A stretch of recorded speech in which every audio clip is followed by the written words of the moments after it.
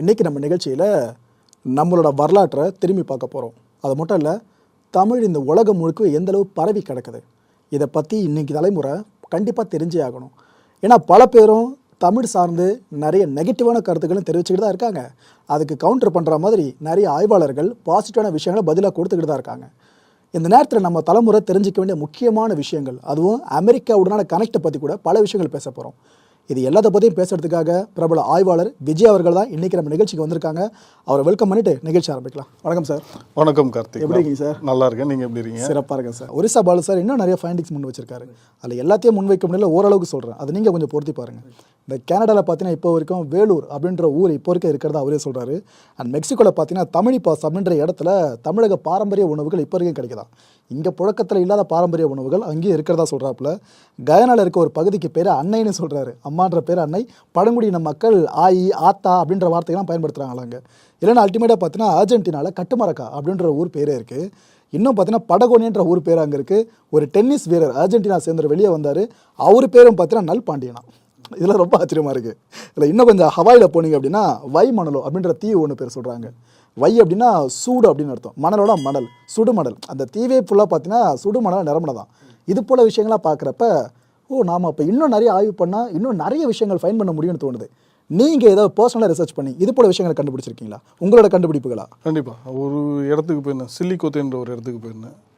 அது என்ன பேர்? சில்லினா மனிதர்கள், கொத்தேனா கொத்தா இருக்கிறாங்க, மனிதர்கள்லாம் கொத்தா இருக்கிறாங்க அப்படின்ற உண்மையான அர்த்தமே அதுதான். அது உண்மையான அர்த்தம் தான். சில்லி கொட்டைன்ற வார்த்தைக்கு அதான் அர்த்தம். கொத்தேனோடனே எனக்கு கொத்தா இருக்கிறாங்க அப்படின்ற மாதிரி தான் தோணுச்சு. ஒன்று, சேலம்ன்ற ஊருக்கு பேருக்கு வந்து சமக்கட்டை அப்படின்னு இருக்குது. சமக்கட்டை நான் முன்னாடியும் சொல்லியிருக்கேன். சமம்னா ஃப்ளாட், கட்டைனா சர்ஃபேஸ், ஃப்ளாட் சர்ஃபேஸ், இங்கே வாழலாம் அப்படின்ற மாதிரி சொல்லியிருக்காங்க. அப்புறம் மிளகாயின்னு ஒரு தீவு இருக்குது. அது நீங்கள் வந்து வானத்துலேருந்து பார்த்தீங்கன்னா மிளகா ஷேப்லேயே இருக்கும். அது வானத்துலேருந்து யார் பார்த்தது? அந்த தீவு எந்த செல்? அது பசிபிக் ஓஷனில் தான் இங்கே இருக்குன்னு நினைக்கிறேன். MOLOKI மிளகாய் அப்படின்னு போட்டிங்கன்னா வரும். அது தீவுக்கு அது அந்த தீவில் இருந்தீங்கன்னா அது மிளகா ஷேப்பில் இருக்குன்னு தெரியாது. நீங்கள் அது வானத்துலேருந்து பார்த்தா தான் மிளகா ஷேப்பில் இருக்குது. யார் பார்த்து சொன்னதுன்றது வேறு கேள்வி. ஆனால் அந்த பேர் இருக்குது, மிளகாயின்ற பேர் இருக்குது. மெக்சிகன் ஃபுட் பற்றி சொன்னீங்களே, நான் போய் மெக்சிகன் ஃபுட் ஆர்டர் பண்ணுறேன். சாப்பாடு எடுத்து வந்து வைக்கிறான். சாம்பார் மாதிரி ஒன்று எடுத்து வந்து ஊற்றுறான்.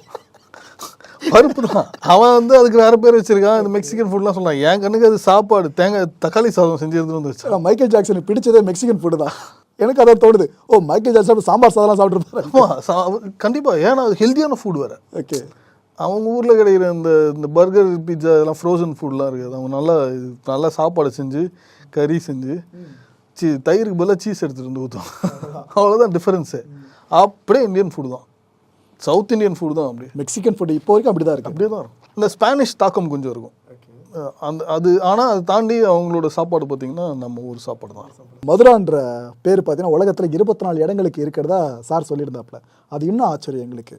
இதில் இன்னொரு முக்கியமான விஷயம், உலக பழங்குடியினர், பெரும்பாலான பழங்குடியினர் பேசுகிற மொழியில் தமிழோட தாக்கம் ஹெவியாக இருக்குன்னு சொல்கிறாரு. இது ஆக்சுவலாக நம்மளை ஆஃப்ரிக்கன் கூட கனெக்ட் பண்ணுற மாதிரி இருக்குது. தமிழர்களோட டிஎன்ஏவும் ஆஃப்ரிக்கன்ஸ் டிஎன்ஏவும் ஒத்து போகிறத ஒரு ஆய்வில் கண்டுபிடிக்கப்பட்டுச்சு. இதை பற்றி உங்களோட கருத்து? நம்மளாம் அந்த பிரித்து பார்க்குறோம் இல்லையா, அது ஆஃப்ரிக்கா, இது தமிழ் அப்படின்லாம் பிரித்து பார்க்குறோம் இல்லையா, அந்த மாதிரி பிரித்து பார்க்கக்கூடாது. இது சேர்த்து பார்க்கணுன்றது தான் உண்மை. இது நம்ம பொலிட்டிக்கலாக அது இது இந்தியா, இது ஆஃப்ரிக்கான்னு பிரித்து நம்மளுக்கு காட்டுறாங்க. அதனால் நம்ம அதை வந்து அப்படி ஏற்றுக்கிறோம். அந்த மாதிரி நம்ம அதை பிரிச்சே பார்க்கக்கூடாது. நம்ம உலகமே ஒரே இது தானே, ஒரு பீஸ் ஆஃப் லேண்ட். இங்கேருந்து டிஎன்ஏல மொத்தமாக போயிருக்கு, எல்லாமே போயிருதான். எனக்கு அவுட் ஆஃப் ஆஃப்ரிக்கா தியரியில் எனக்கு நம்பிக்கை இல்லை. ஏன்னா எனக்கு என்னமோ இங்கேருந்து தான் கல்ச்சர் போயிருக்கும், இங்கேருந்து தான் மனுஷன் வெளில போயிருப்பான், கல்ச்சர் போயிருப்பான்றதுக்கு அதுக்கான தரவுகள் நிறைய இப்போ கிடச்சிருக்கு.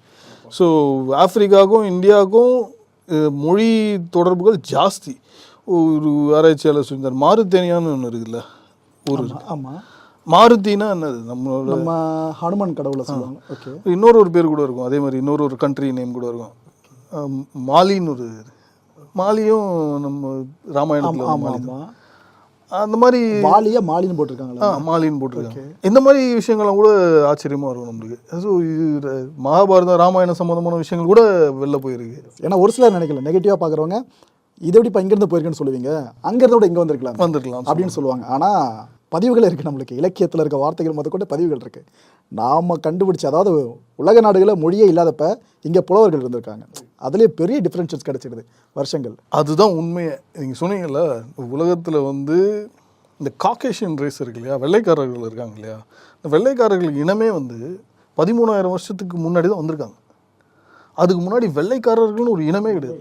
ஐஸ் ஏஜோட ரிசல்ட் தான் நினைக்கிறேன் அவங்க, இந்த ப்ளூ ஐடு காக்கேஷியன் பீப்புள்.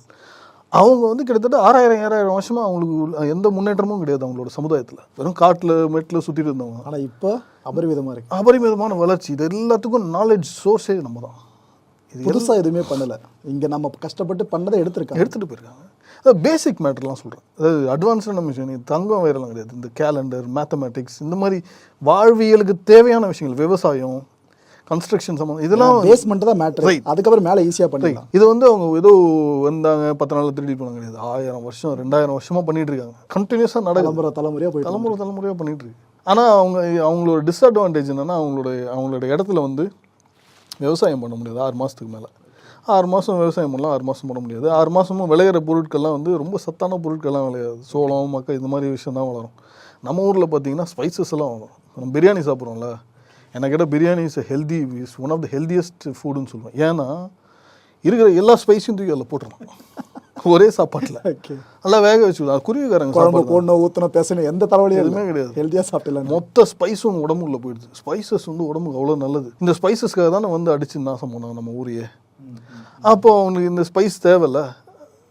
அந்த இதெல்லாம் ஒரு அடிமைத்தனமான விஷயம். நம்ம இப்படியே வச்சிருப்பாங்க. நம்ம பார்க்குற ஒரு விஷயத்தை அவுட் ஆஃப் த மாற்றி பார்த்தா தான் புரியும் நம்மகிட்ட இருந்து என்னெல்லாம் இவங்க எடுத்துட்டு இருக்காங்க கண்டினியூஸாக அப்படின்னு புரியும். அடுத்து இந்த சிலியில் வால்பாறை அப்படின்ற ஊர் இருக்க விஷயத்தை நான் கேள்விப்பட்டேன்.